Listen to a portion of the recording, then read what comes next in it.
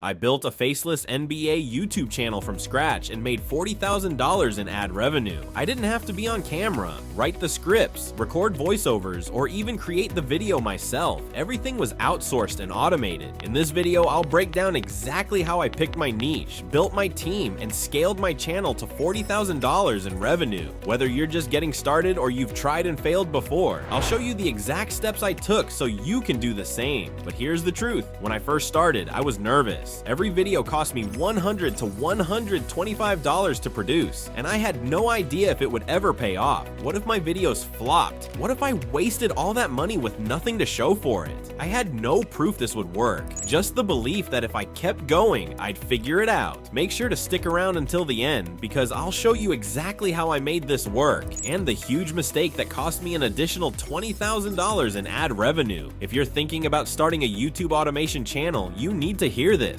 Choosing the right niche can make or break your YouTube automation channel, because no matter how good your videos are, if nobody cares about the topic, they won't get views. When choosing a niche, you want something with a built-in audience, something you're interested in, and something that has room for growth. A lot of people fail because they pick a niche that they think will make money, but they hate creating content for it, so they burn out before ever seeing success. For me, the NBA was the perfect choice. It checked every box, huge built-in audience. Millions of fans are constantly searching for news, highlights, and stories. Evergreen plus trending topics. There's always something happening in basketball. Trade rumors, player controversies, game highlights, and historical moments. I was already passionate about basketball. Researching topics didn't feel like work because I actually enjoyed it. Proven faceless channels in the niche. I saw other faceless NBA channels pulling in millions of views, which meant the niche had money-making potential. If you want to start a faceless YouTube channel, pick a niche that already has demand and one that you won't get bored of. This makes research, content creation, and scaling much easier, because even on tough days, you'll be motivated to keep going. Now that I had the perfect niche, the next step was figuring out what was already working and how to model my content after it. Most people think they need to come up with completely original ideas to succeed on YouTube, but that's exactly why they fail. Instead of guessing, I studied channels that were already successful. I didn't waste time trying to reinvent the wheel. I focused on what was already working and found ways to make it even better. Rather than randomly choosing video ideas, I broke down successful channels piece by piece to understand why they were getting views. Here's what I looked at. What topics were getting the most views? I searched for patterns. Were certain players, teams, or controversies getting consistent attention? Were historical videos performing better than game breakdowns? How did they write their titles? A good title isn't just a random sentence. It's crafted to spark curiosity and maximize clicks. I studied how top channels structured their titles and incorporated power words to drive engagement. What type of thumbnails got the most clicks? A viral video starts with the thumbnail. I analyzed what worked: big text, high contrast, emotional faces, and shocking images. How were the videos structured? Retention is everything. I studied how successful channels opened their videos, how long their intros were, how they transitioned between segments, and how they kept viewers watching until the end. What did the comments say about what viewers liked and disliked? This was a goldmine. Viewers literally tell you what they love and hate. I use the comments to fine-tune my content and avoid mistakes. Most people make the mistake of trying to be completely original instead of modeling success. The fastest way to grow: do more of what's already working, just better. The best channels aren't necessarily doing anything new. They're just executing proven strategies at a higher level. Once I had a clear understanding of what worked, the next step was building a team to help me execute my content efficiently. It wasn't always as powerful as it is today, so when I started, I had to build a team manually, and it wasn't cheap. Before AI tools could generate scripts, voiceovers, and even thumbnails, I had to hire real people for every part of the process. This meant not only spending money up front, but also dealing with the challenges of finding reliable freelancers, managing communication, and ensuring quality work. It was a lot more time-consuming and expensive than it is now. To build my faceless YouTube channel, I needed 4 key roles: script scriptwriter, voiceover artist, video editor, and thumbnail designer. Here's where I found them: Upwork and Fiverr, my go-to platforms for hiring scriptwriters, voiceover artists, and video editors. I had to test multiple freelancers before finding ones who could consistently deliver high-quality work. Behance, a hidden gem for finding professional thumbnail artists. Unlike Fiverr, where many designers use basic templates, Behance artists showcased custom, high-quality work that stood out.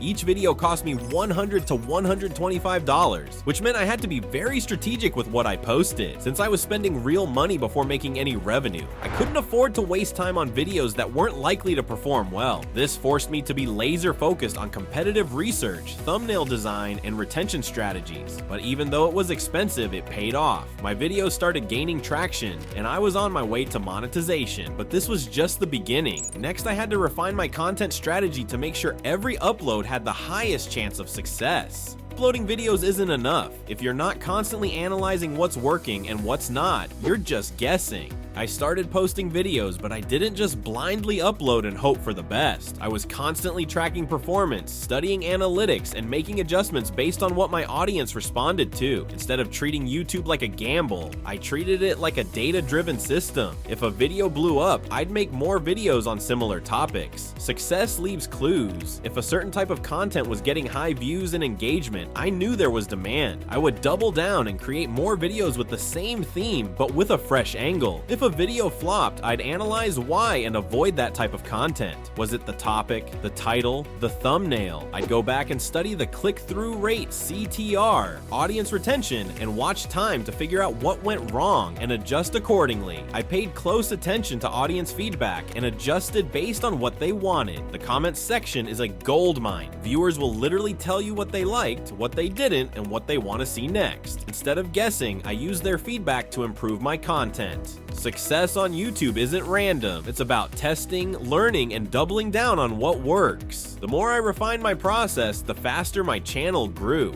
Once I had a clear content strategy, the next step was hitting the YouTube Partner Program requirements and finally getting monetized. Most people think YouTube automation is an overnight success, but the truth is, it takes time, testing, and patience before you start making real money. This was my first Faceless YouTube channel, so I had a lot to learn. I didn't have a roadmap or a guaranteed formula for success. I had to test, fail, and adapt before I figured out what worked. But instead of quitting when things didn't go as planned, I stayed consistent. That's why even though monetization didn't happen immediately, when it finally did, it was worth it. First 7 months, learning, testing, and finally hitting monetization requirements. This stage was all about figuring out my niche, refining my content strategy, and finding the right freelancers to help me create high-quality videos. Next 8 months, scaling up, optimizing my workflow, and making $40,000 in ad revenue. Once I found a system that worked, I focused on repeating and improving it. Instead of experimenting as much, I doubled down on my highest performing videos and continued growing my channel. Most people quit within the first 3 months. They upload a few videos, don't see results, and give up, assuming YouTube doesn't work. But I knew success wasn't random. I kept improving, tweaking my content strategy, and learning from my mistakes. Because I had to hire freelancers for scripting, voiceovers, editing, and thumbnails, my profit margin was around 60%. Every video cost me $100 to $125, so while I was making money, a chunk of it went to my team. But at the time, this was necessary. I needed quality content to build an audience and grow my channel. Now with AI, my margins sit around 90%. AI tools like ChatGPT for script writing, 11 Labs for voiceovers, and AI-generated thumbnails have cut my costs dramatically. Instead of paying multiple freelancers, I can now automate 90% of the process while maintaining the same or even better quality. That's the power of AI in YouTube automation. Now that I had figured out how to monetize and scale my channel, the next step was avoiding costly mistakes, like the one that cost me $20,000 in ad revenue.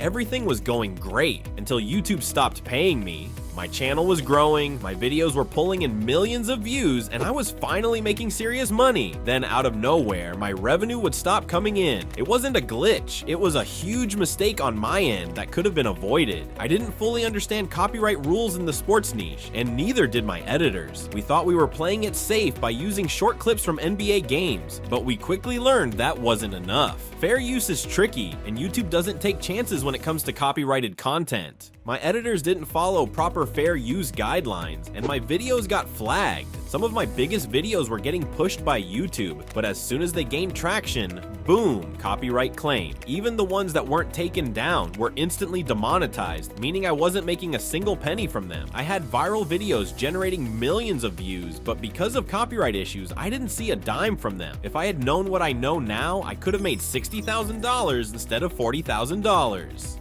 Use commentary and original analysis instead of just relying on clips. Understand YouTube's fair use policy. Not all content is safe to use, even if it's transformative. Work with editors who know how to avoid copyright claims. This is a game changer. After making $40,000, I learned exactly what works and what doesn't. Now I can monetize channels way faster than before. In fact, I just monetized a celebrity Faceless channel in only 11 days. You can watch that video right here to see exactly how I did it and how you can do the same. If you're looking to start YouTube automation, make sure to click the first link in the description. This community changed my life.